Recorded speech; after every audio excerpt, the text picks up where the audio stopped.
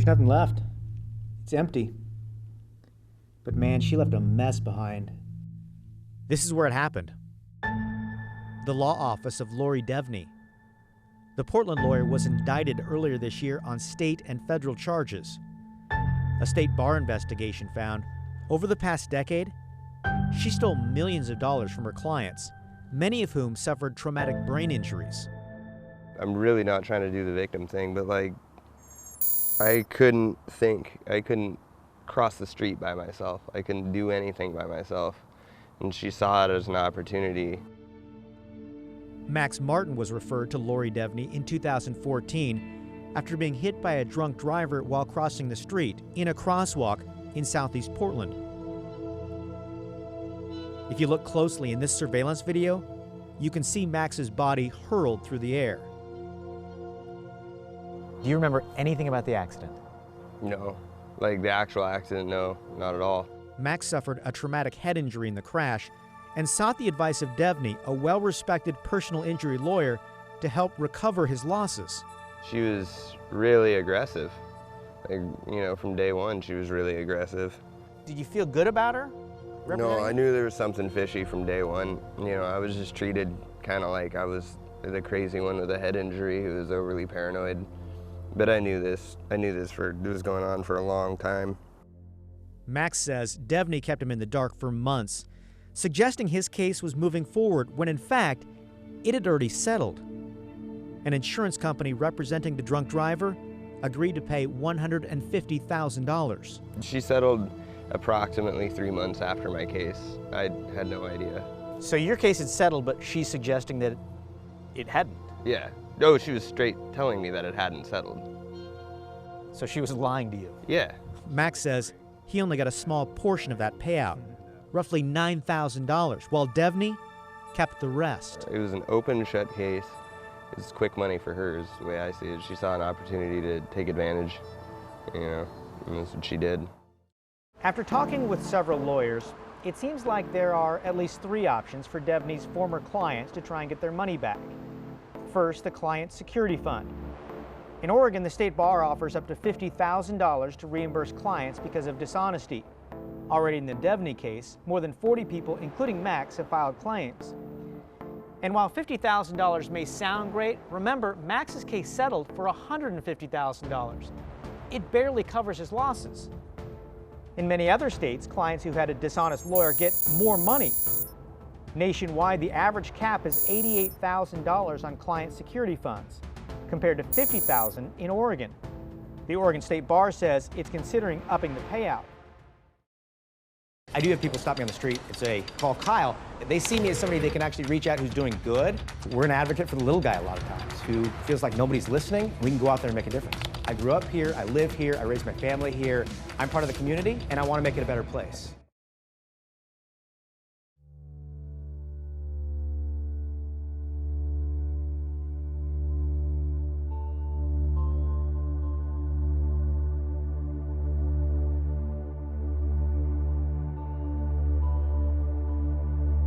We heard what was happening in schools across Oregon.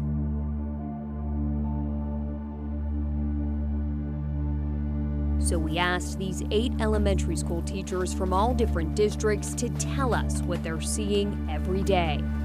Raise your hand if you believe classroom disruptions are at a crisis level. Everybody. Absolutely. This is a day after day experience in many classrooms. Literal screaming, like they're screaming for help, literally. And so sometimes that comes out in, suicide threats or death threats. They are throwing furniture, they're running through the building, going to the office, throwing chairs at windows. And it's really intense. We've seen students hurting other students or throwing other belongings. Students throwing tables over, throwing chairs at adults, at other students, wood blocks. I've been called every name in the book. I've had about 4 students this year make suicide comments. So 10-year-olds are coming to school with a whole different suitcase filled of stuff than they used to. And paraeducators like Sydney Casper. The classrooms are in crisis, as you guys have been pointing out. There are kindergartners who are throwing chairs in classrooms, and not because they're bad kids, it's because they're not supported.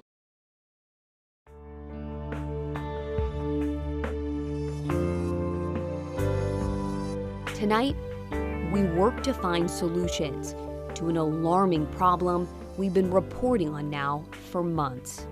Hundreds of teachers have told us what's happening in their classrooms.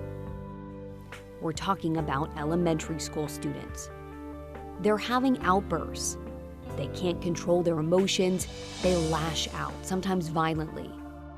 Teachers have sent us pictures and videos. One little boy. They show destroyed classrooms, bruises caused by students. Some can't take it anymore and have left the profession altogether.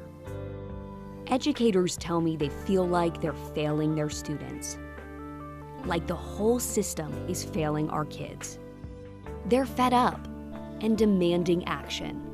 So we asked a group of teachers, parents, administrators, and lawmakers to join us here at Union Pine in Southeast Portland.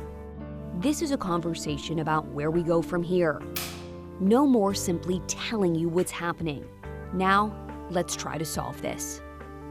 This is Classrooms in Crisis, Solutions.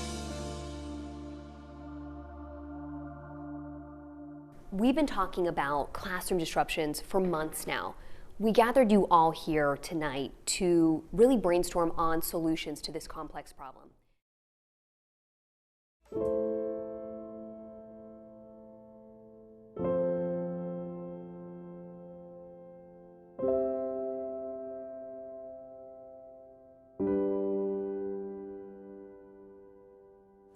I'm Kristen Severance. I'm an investigative reporter at KGW. For the last 7 months, we've been doing this series called Classrooms in Crisis. It sounds scary. It is. We've been looking at violence inside elementary schools in Oregon and Washington. Students having outbursts, hurting other kids and teachers. We're seeing kids that are not able to express how they're feeling besides literal screaming, like they're screaming for help, literally. They are throwing furniture, they're running through the building, going to the office, throwing chairs at windows, and it's really intense. What do you feel when you're in the red zone? I don't feel good. I feel like I want to be alone, and I feel like I am alone. We did more than 24 stories on this. We covered every angle. We pushed for solutions. Mental health in the school, mental health access for students in the school. Laws were changed. Then we saw this documentary called Love Them First, done by our colleagues in Minneapolis. They're children, they're pure. And imagine if we as a society loved them first in that moment. I remember watching this at my desk, I cried, and I said to our boss, there is so much more we need to do. So we pitched this idea to Portland Public Schools. Let us spend 1 year inside one school. Let us show everything, the good, the bad, the highs, the lows, the challenges. They said yes. So here we are, about to spend 1 year inside Woodlawn Elementary School. There's so much we want to show, so many questions that we want to answer. What is this school like? What are the kids like, the families? Why do the teachers do what they do? This is Inside Woodlawn. The neighborhood is changing. Gentrification has had a role for sure, and so that's impacting our school naturally. This neighborhood used to be predominantly an African-American neighborhood, and so the houses and the land were owned and or managed by African-American people in the community. And over time, there was, you know, the forced pressure to sell out, to move on, we're gonna make a change here. Like what Portland as a city has done has really impacted the Northeast area, where we've also pushed a lot of families out because prices have just gone up. The cost of housing has gone up so much that a lot of people can't afford to live here, including many teachers. So we had many families pushed out of this neighborhood, but just price point. You know, I feel this is another nail in the coffin to really get into, you know, eliminating the black community in Northeast. If, you know, if there's no more teachers, if you don't want no more teachers of color in PPS, what message is that sending? What message is that sending in the community? I mean, what value does that show? It's like, you know, teachers of color are no longer valued, they're not worth keeping.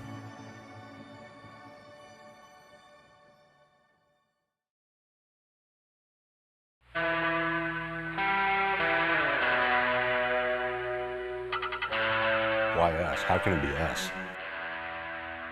A tragic update to bring to you tonight. Police now say they found a body. The most evil person you've ever met. And then that's when he just like started basically yelling at me to start driving. He's like, I need to get out of here. And he's like, I just killed somebody. I yelled for help. He said, I'll shoot you, and I yelled for help again, and he shot me. When your life is actually on the line, everything changes. Do you think he would have become a serial killer had he had the chance? I think so. It just baffles me that somebody can just take someone's life. Yeah, the day was come to take me home. How can people listen to it? When can people listen to it? So we launch November 5th, so next Tuesday. You will see, right now you'll see the trailer that you watched out on social media. If you listen to podcasts, you'll find them either, you have the Apple Podcast Store, Stitcher, Spotify, wherever you listen to podcasts. At first, from the beach here in Seaside, it will appear as if the tide is going out, but way too fast. Then, about 15 to 20 minutes later, the leading edge of the wave will hit the beach. At 25 minutes, the water will start flooding over the promenade here and pouring down the city's streets. At about that same time, a massive foaming breaker about a mile out will be racing in. That's the crest of the tsunami. When it comes on shore, it will be anywhere from 25 to 55 feet above the sand here, possibly even higher.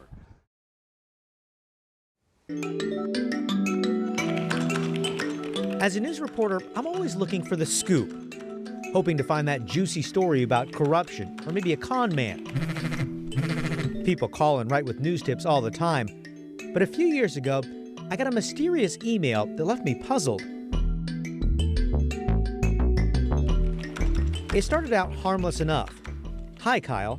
I have an idea for a possible story for you. The message went on to explain, once upon a time, Fred Meyer, in celebration of the opening of a new store, held a contest in which the winner won a baby. The word baby was in all capital letters and bold-faced for emphasis. The tipster went on to write, the story was true. As proof, they'd attached a copy of an old newspaper clipping from November 30th, 1949. The ad, printed in black and white, was for the grand opening of a new Fred Meyer shopping center in Portland's Hollywood district. It promised to be quite the celebration. Just weeks before Christmas, there was a Santa Claus fairyland for the kids. Portland's largest Christmas tree would be on display, along with Santa himself. 10,000 freshly baked hot scones would be given away for free, with jam. There'd be drawings and a free baby. That's right, a baby. The ad said, free baby, drawing, Thursday, December 1st, for a healthy 2-month-old baby, to be won by some deserving man and wife. Wait, a baby? So when she landed an Oregon Sea grant to intern for the 2017 Oregon legislative session, she was thrilled and took a selfie that first day at the Capitol. I mean, I just remember walking in the building that first day, and it was, I had worked so hard to get there and I had fought against everyone to do it, that it was like that moment where you finally feel like you've made it. She was placed in the office of the vice chair of the Coastal Caucus, at the time, Republican State Senator Jeff Cruz. And when they met for the first time, within minutes, I got one of those infamous hugs, and I just went, oh. How did that make you feel? It was so uncomfortable. From that day on, Annie says sexual harassment was a common occurrence she began to dread. It was so constant. It was every day it was something different. And he would kind of come out of his office, and I'd be working, and he'd come around and put both of his hands on my shoulders and his head on top of my head. And it just was I couldn't figure out. It's one of those things where you're like, this is not happening. This is insane. He called her sexy, his baby lawyer, and little girl. She says she quickly learned this was the environment she'd be working in. They called me the Ivanka Trump of the Republican Party on that floor, and I was like, that's, you know. And this is also a time Donald Trump had just gotten elected. Like, we had a president who had admitted on tape to sexually harassing people. So I just, you know, this was the land that I lived in.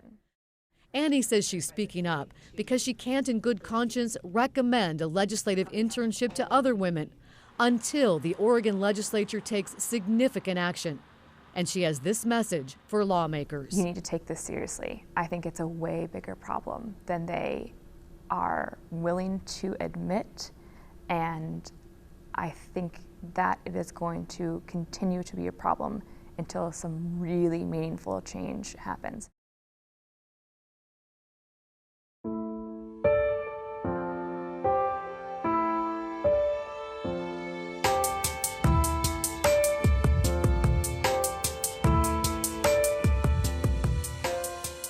We've been hearing for a while now about how bad it is for the environment when we burn coal to make electricity.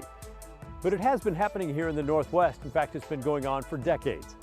But now we're at the edge of a turning point, an historic turning point. Relatively soon, the coal plants across the region will shut down. Their dependable but dirty supply of electricity will stop, replaced by much less dependable but clean renewable sources. Which does sound good, but then it made me wonder, will there be enough electricity when coal goes away? I've spent the last couple of months traveling hundreds of miles looking for that answer, from wind farms and natural gas plants to big industry meetings and more. Now, I want to take you on the journey, and it's time to pay attention because the stakes are high.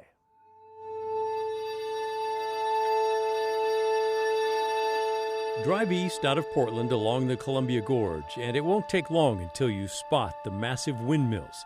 They're called wind turbines now. They rise 300 feet above the rolling fields of central Washington and Oregon. Their huge arms swing in a cadence that feels like a drumbeat against climate change. It's part of the song of renewables sung around the world. Wind power is growing as the calls for addressing climate change get louder. Whose planet? Our planet! Whose planet? Our planet!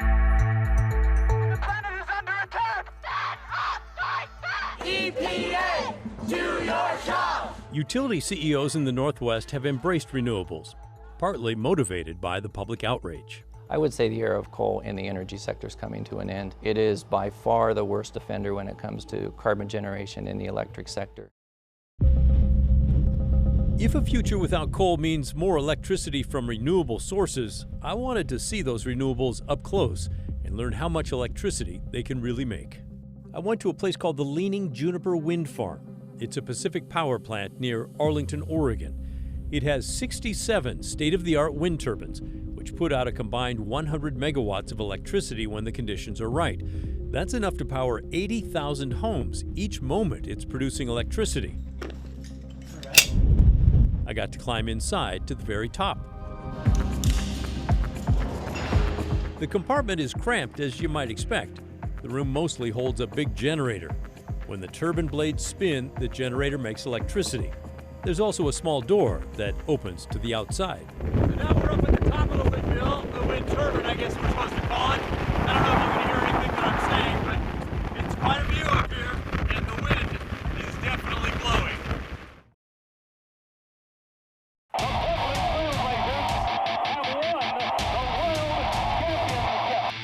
Portland is the 18th team in Major League Soccer.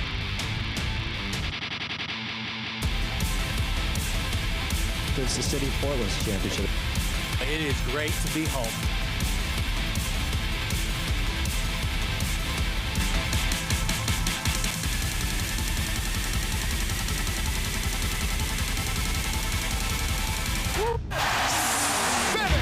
Xfinity Sports Sunday with Orlando Sanchez. Lillard with 47 tonight, working it down to 2-1, a deep three. Oh! What? Blazers win the series, a walk-off Just insanity. It never gets old, right, Art? That's right. Oh, it's going to be a long time before fans in Rip City forget that shot by Damian Lillard, the walk-off against the Thunder. But now, it's time to move on to the next round of the playoffs. Yes. That look, though, Art. Oh, that was awesome. We need to start the show like that, just staring down the camera. Yeah. You gotta have that mean mug, man. Get that end of the year charity write-off from somewhere besides the big names. Give to Community Warehouse. When that bell rings in Tualatin or on Northeast MLK, it means another donation. 60 families a week come here for help. Transitioning through situations such as homelessness, domestic violence situations, substance abuse, their case manager schedules an appointment. They can come in and pick out everything they need. We always need mattresses. That is the #1 most needed item. But also things like plates, silverware, pots and pans, blankets, and, whoa, lamps. Their 2 estate stores sell the very high-end donations, all money going to the cause. This is local. It's your stuff going directly one-to-one for someone else struggling to make a home for themselves for free. The clock on yearly write-offs is ticking. Make it count. That's your Sunrise 60.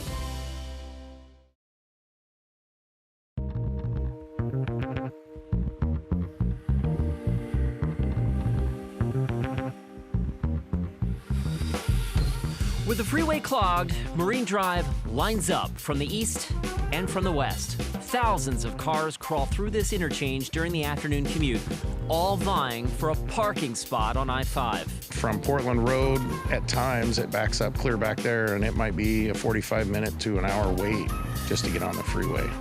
And there's no limit to what some drivers will do to cheat that lineup.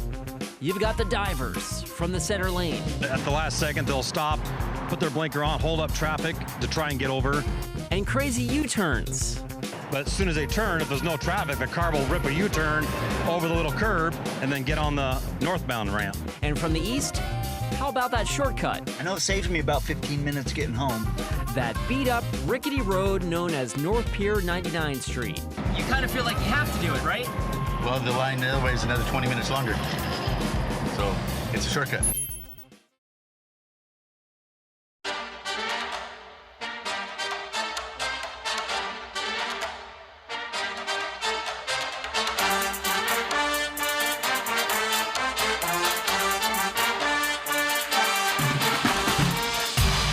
Here we go. The final Friday of the regular season is here, and we have one heck of a main event for you. What's good, everyone? I'm Orlando Sanchez. We start with #1 Southridge visiting 4th-ranked Beaverton, a marquee matchup between 2 contenders.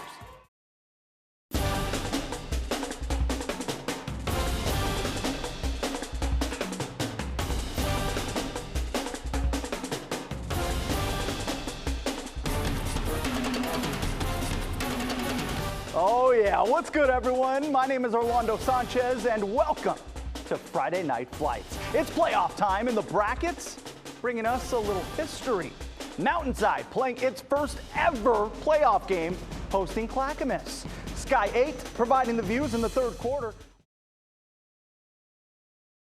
This is somebody I really want to be with. He wrote a song for me. The first of dozens of songs Steve would write for Joni. Next February, we'll hit 50.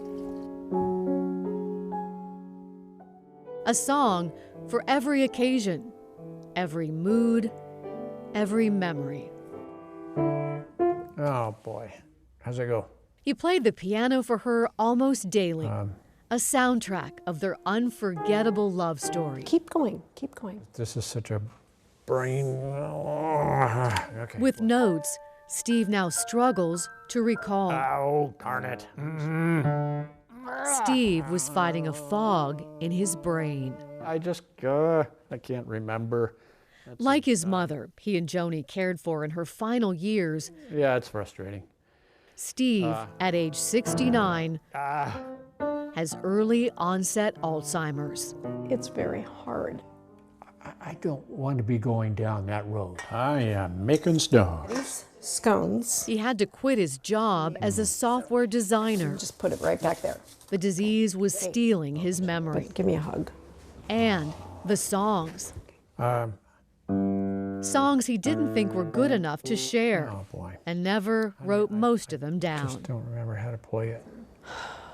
So I never thought about having to worry about that they would go away. Music he composed for his daughters was slowly fading away. The music is him. He is the music. It hit me like a tidal wave that not only would I be losing my daddy, but the music that was the soundtrack of my childhood. Boy.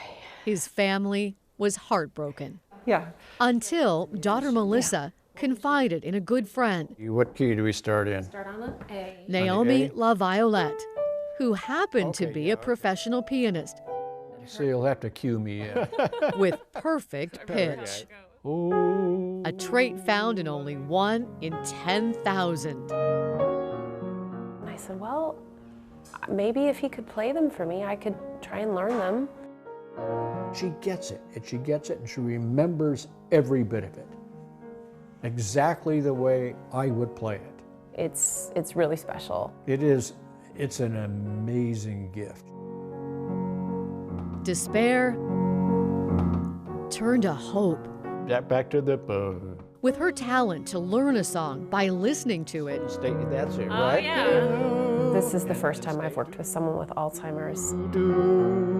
We can't use that low note. Right. Naomi sat patiently with Steve at the piano. He'd never played for anyone outside the family. I can't even express it. And to discover how well crafted they were was really a gift to me. Over 3 years, listening, playing, recording, Naomi slowly pieced together the melodies lost in Steve's mind and rescued them. This is amazing because he expresses his gratitude through his music. How was that? More than 36 songs saved. Beautiful. The KGW Great Food Drive. More than 2 million pounds of food raised. Our best year ever. Thanks to Tillamook, Rivermark, Toyota, Safeway, and you. Together with the Oregon Food Bank, we're feeding more people than ever before. Thank you. At the heart of this great community are hardworking people who care and live with passion. And you show up when it matters. Thank you for giving to the KGW School Supply Drive. Your donations are helping kids and teachers start the year off right. And let's say thanks to our sponsors, On Point, Great Clips, Safeway. This year was special. Together, we're sending more than 20,000 kids back to school with supplies for the entire year. That is awesome, and that is a great community. Snow, it's gonna. Hey, what's that? This? Yeah. Magic box. No way. Yeah, you just drop in a toy. And a kid gets it. Wow. My turn. It's time for the holidays. We can take a wild and wild away. Bright lights, night lights, got the mind right. In the limelight, cause my rhyme tight. Rock this party.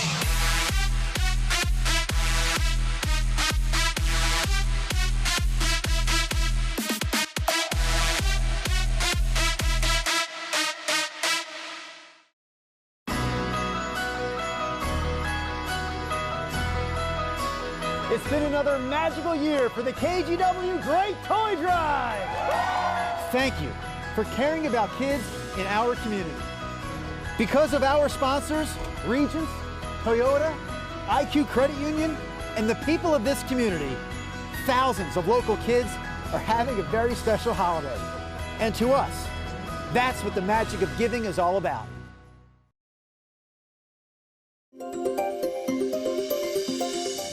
Now it's 6 o'clock.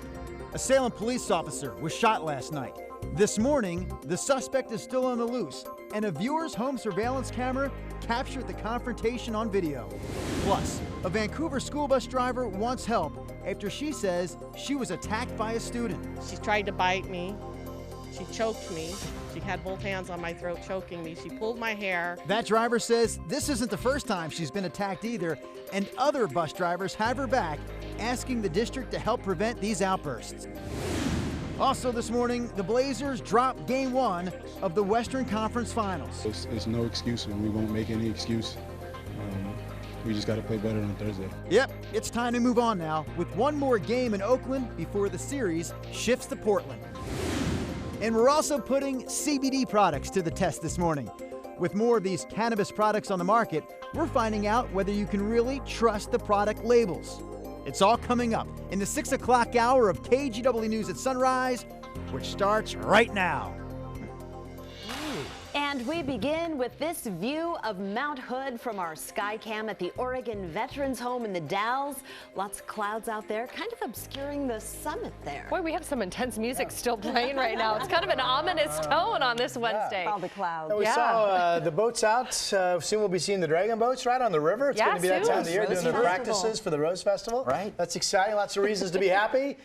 The fact that Game 1 is over. Yeah. Kind of glad Game 1 is over, actually. You said happy, then you had to bring up Game 1, huh? I know, I killed my own moment. Here we go, cloudy skies, some fog out there this morning as well, 53 degrees. It doesn't look like we get really any measurable rainfall until we get closer to the noon hour today. Then most of what we get comes in mid-afternoon into the early evening hours, about 60 when the kids get out of school. Could be some downpours today, so prepare for that. The rain is right here down around Eugene right now, and it is coming our way. Also coming your way is Mr. McGinnis. And the drive coming right into your living room. Not quite. All right, this is a look at I-84 at the I-5 split, getting a little bit busier on that side of town. Banfield traffic starting to heat up just a bit, and we are certainly getting busy out of Clark County as well. This is I-5 at Mill Plain, and the lineup is from basically the Interstate Bridge now back to Mill Plain. So building drive times out there, guys. We'll check those out coming up in just a few minutes. Thank you, Chris. We begin this morning with breaking news out of Salem. This surveillance video shows the moment a suspect shoots a police officer during a traffic stop. The officer runs away, and so did the shooter. So as police in Salem continue to search for that suspect, Highland Elementary in Salem is canceling classes today because of safety concerns. The shooting happened near that school, near the intersection of Highland Avenue and Broadway Street. Tim Gordon is covering the story for us this morning. He's now joining us with the latest. Tim? And Drew, we're a couple blocks north of where the shooting happened. We're about Broadway and Locust because there's increased police activity in this area this morning. You can see all the units here. The crime lab just arrived, but we've also got armed officers, some with rifles, in this area. This, we believe, is connected to the shooting. We have not gotten that confirmed from Salem Police at this point, but it certainly appears to be more searching going on in this area. We don't know if it's because it's light out now or they got some tip that the suspect still may be in this area. I want to report that the police officer who was shot was released from the hospital overnight, so that's certainly good news on that front. But again, Highland Elementary School closed. Let's get to the video again. And it is really something spectacular to see, dramatic to see is maybe a better word. Officers rushed into this area after the shooting happened about 8:30 last night on Highland Avenue Northeast. This is viewer video, a surveillance video. Really shows how quickly things can go bad. One moment the officer's standing by the car, the next the officer's running from the car and being shot in the process. You can see the sparks flying there too. The driver then speeds off, leaving a passenger who had gotten out of the vehicle, the minivan, behind. And police having to do a lot of work here since that time last night. And back here live, this apartment complex seems to be the focus of the investigation. It's where the minivan that the suspect ditched is on the other side of the units here. And again, it appears the search continues here in Salem this morning. We'll keep you posted. Guys, back to you in Portland. All right, Tim, thank you. The Coast Guard has recovered 2 more bodies from the water after 2 float planes collided in Alaska. 6 people died in the crash on Monday near the town of Ketchikan. 10 others were rescued and are recovering in the hospital this morning. Those float planes were carrying cruise ship tourists. There's still no word on what caused the crash. Extra police will be at Seaside High School this morning after threats of a shooting on campus today. A concerned student told administrators about this threat, and they turned it over to police yesterday. Officers did arrest 2 boys who went to the school. They're charged with possession of a firearm and disorderly conduct. Now, Seaside's principal says the entire issue has been resolved and that there's no longer a threat to students or staff. That being said, again, there will be a larger police presence at the school this morning than usual as classes continue to go on as scheduled. And I just sat down and started crying. I was done. Hit, kicked, choked, all by a student. It's a story we have heard from countless teachers over the past few months, and now a Vancouver bus driver is telling the same story. She claims a student attacked her on the bus and says this is not an isolated incident. KGW's Christine Pidowanich is joining us live in the newsroom. Christine, drivers say they need more support. And Brenda, the tough part is that at least for the Vancouver School District, it is facing a financial bind, already looking at roughly an $8 million shortfall. But the bus driver we spoke to says the district needs to invest in driver safety. Jeanette Weaver has been a bus driver in the Vancouver School District for the last decade and a half, but now she may have to walk away from the job she loves because she says some kids are getting violent. She was emotional as she explained the situation to district officials last night. She wants more support, maybe an extra bus monitor to make sure she and others stay safe. Weaver pointed to a specific incident last week where she says a student on the bus threw a water bottle at another student. She reprimanded the kid, took the water bottle away, but that's when she says that student began hitting her, tried to bite her, pulled her hair, even choked her. Weaver, who is a union steward, says other drivers have come to her with similar reports. I've had driver after driver come in scared because some kid has threatened to knife her. Some kid has threatened to punch her. I mean, they just get scared. So this is the type of thing teachers have also told us about during KGW's special investigation, Classrooms in Crisis. In the meantime, we've reached out to the Vancouver School District. We expect a response a little later today. Back to you. All right, Christine, thanks a lot. We're moving on to the Portland Trailblazers now because we do have to cover last night's disappointing start to the Western Conference Finals. Blazers losing to the Golden State Warriors, 116-94, the final score. So we won't call these highlights this morning. We'll call them lowlights. The Warriors, playing without Kevin Durant, still had that Klay Thompson and Steph Curry, though, on their side. Steph, by the way, drilled 9 3-pointers last night, 36 points in all for Steph. And turnovers really killed the Blazers in this one. They turned the ball over 21 times last night, which led to 31 points for the Warriors. Again, your final score, Golden State 116, Blazers 94. We shall move on to Game 2. That's tomorrow night in Oakland, and Game 3 again this Saturday at Moda Center. Time now for your national headlines in your morning rush. Tension and uncertainty continues to mount between the U.S. and Iran this morning. The U.S. is investigating attacks on 4 foreign oil tankers. While Iran has not been specifically blamed, officials are calling it a coordinated sabotage attack. Reports claim the U.S. has drawn up contingency plans to send over 100,000 U.S. troops to potentially confront Iran. President Trump denies those plans, however. The Alabama State Senate has approved the nation's most restrictive abortion bill. Under the measure, a doctor performing an abortion at nearly any stage of pregnancy could be charged with a felony. The only exception is for serious health risks to the mother. The bill will face legal challenges, and supporters hope it will lead to the Supreme Court overturning Roe v. Wade.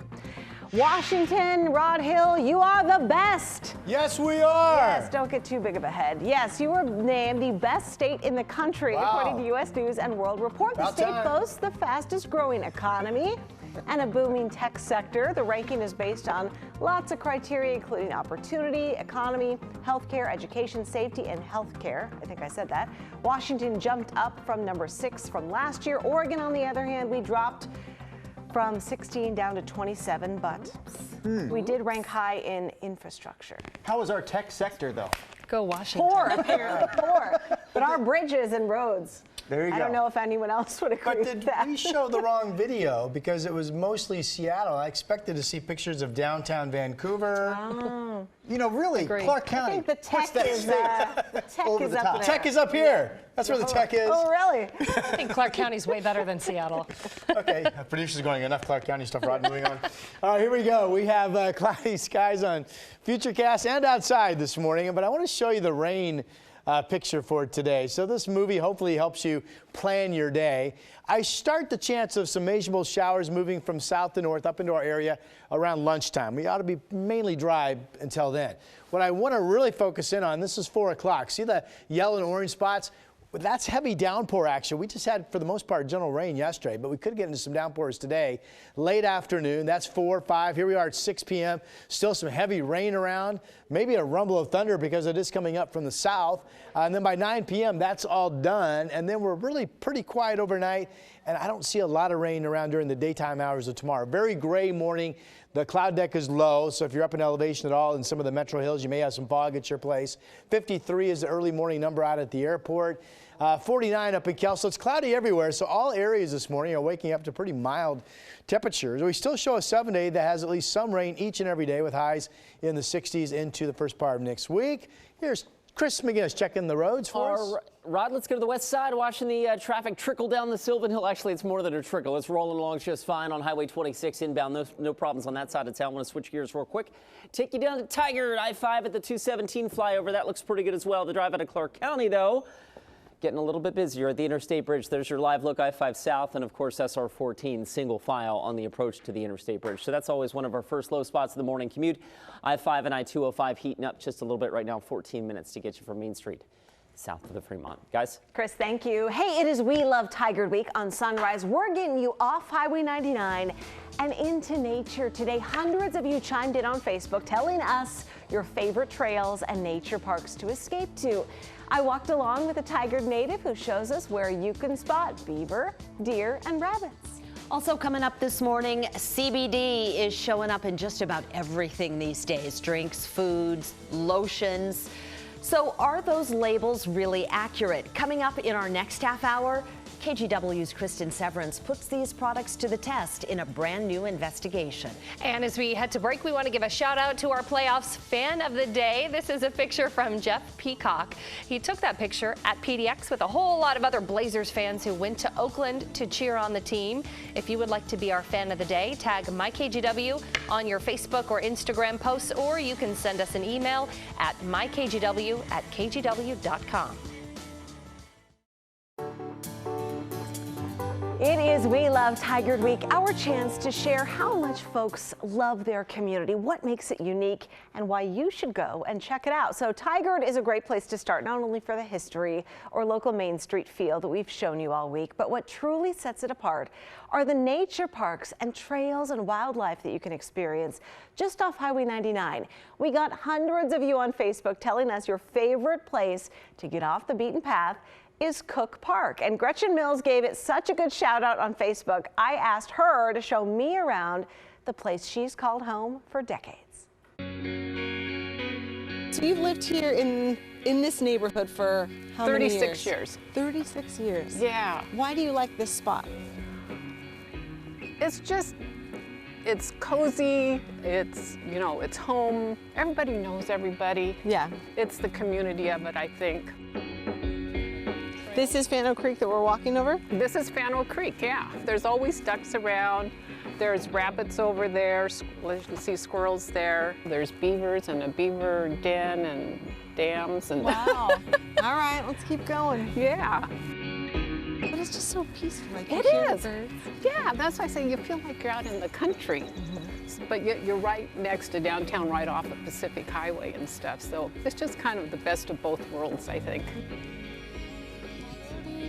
I had a coyote stalked me one time. He was crossing through the field there, and it was the cougar.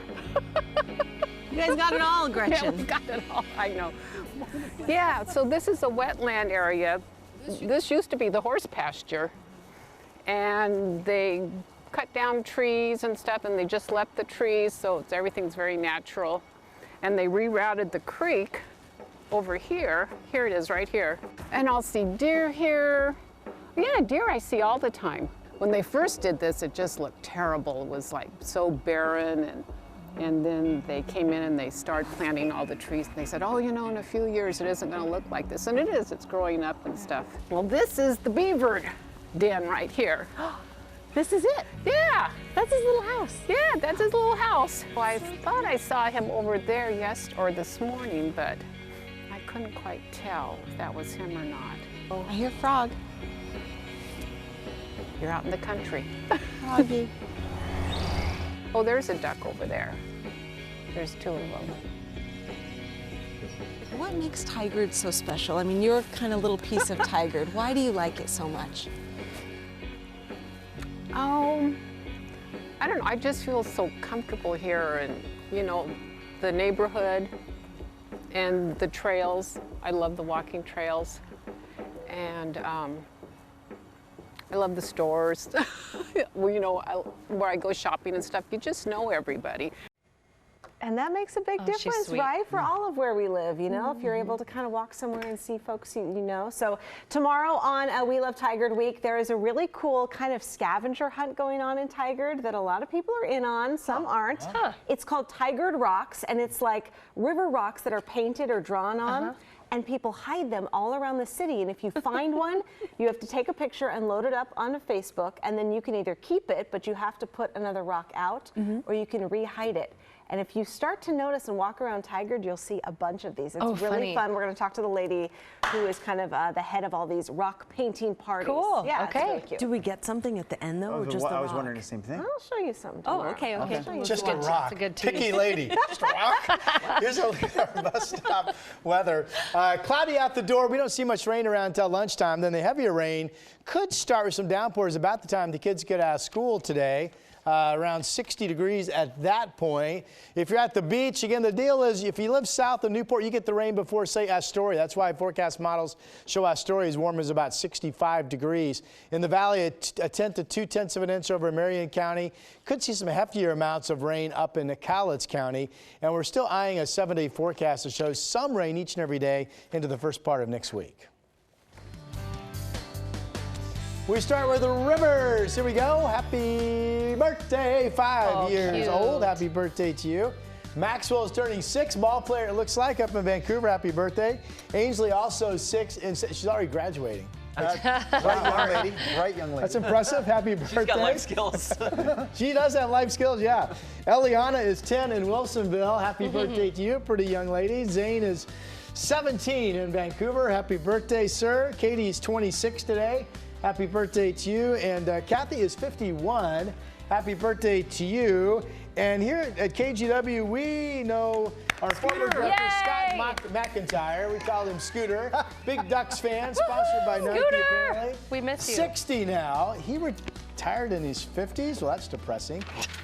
For depressing you. for me, because I'm still working. He retired a couple years ago. Smart man. Birthday-fix at KGW.com. Didn't he start working here, though, when he was like 16? Probably. Yeah. He earned his retirement. All right, Chris joining us at the desk for another Driving Me Crazy.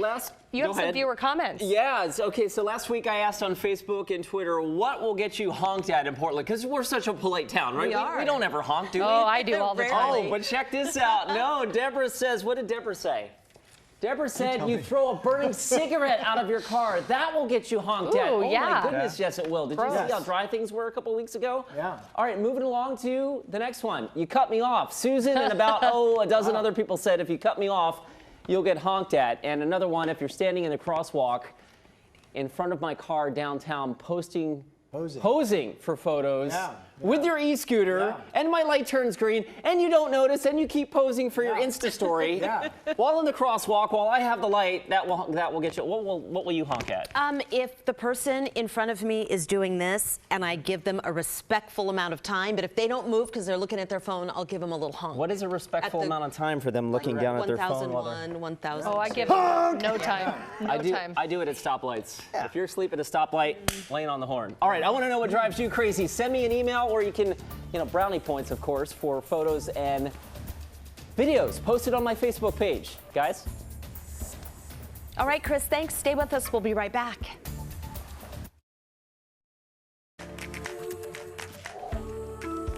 It is time for your Good to Know segment. The summer travel season is coming up quick, and now more than ever, Americans are using their vacation to give back. The website Travelocity says 1 in 4 travelers plan to volunteer in some way during their time off. The trend is called voluntourism. Nonprofits are even partnering with travel companies to make it easy to help a good cause. You can look at your destination and see what volunteer options are there. So it's as simple as a 1-hour stop.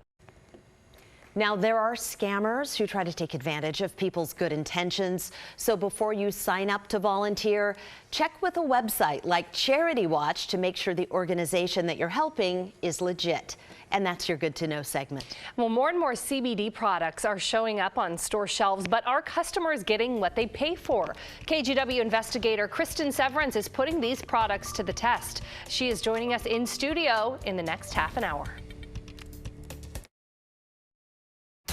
Breaking news on KGW News at Sunrise.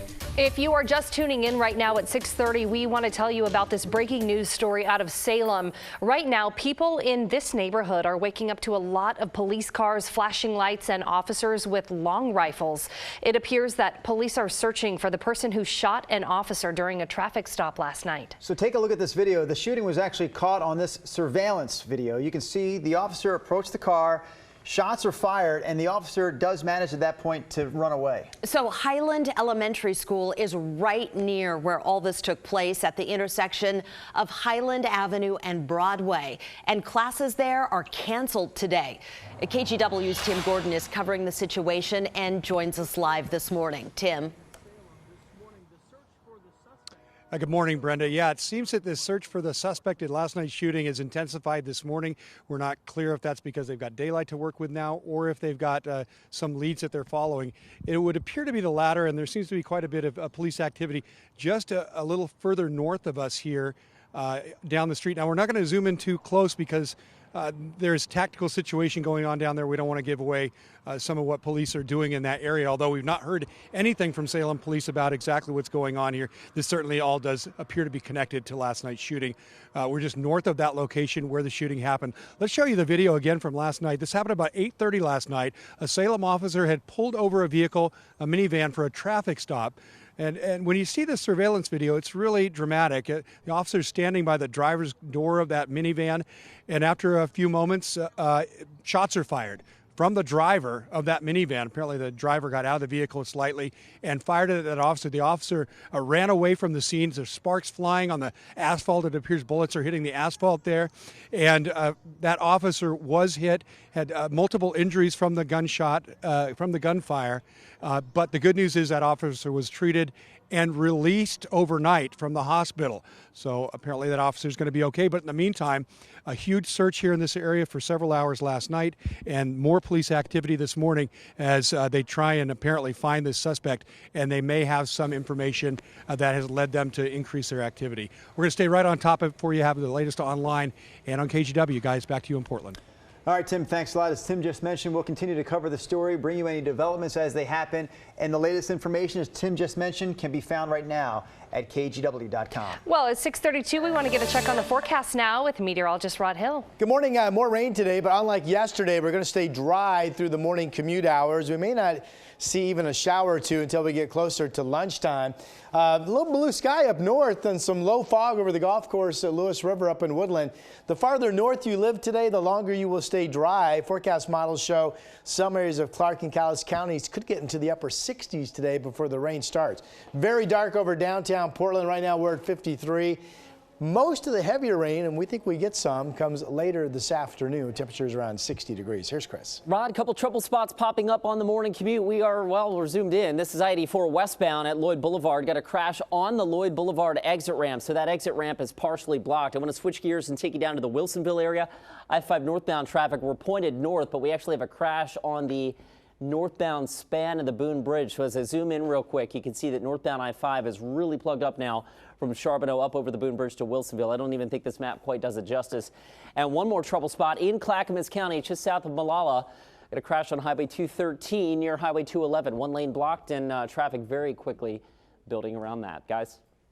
All right, Chris, thanks a lot. Let's get to some more local headlines right now. We start with this story. Extra police will be at Seaside High School this morning after threats of a shooting on campus today. A concerned student told administrators about the threat, and the school turned the threat over to police yesterday. Officers did arrest 2 male students for possession of a firearm and disorderly conduct. Again, there will be a larger police presence at the school this morning, but this principal, Seaside High School's principal, is saying there is no threat now against students or administration. A school bus driver claims the Vancouver School District isn't doing enough to keep bus drivers safe. Jeanette Weaver says a student violently attacked her last week. She's driven a bus for about a decade and says things have just gotten more and more dangerous. Weaver took those concerns to the school board meeting with other drivers in her union last night. We did reach out to the Vancouver Public School District and they said they would get back to us today.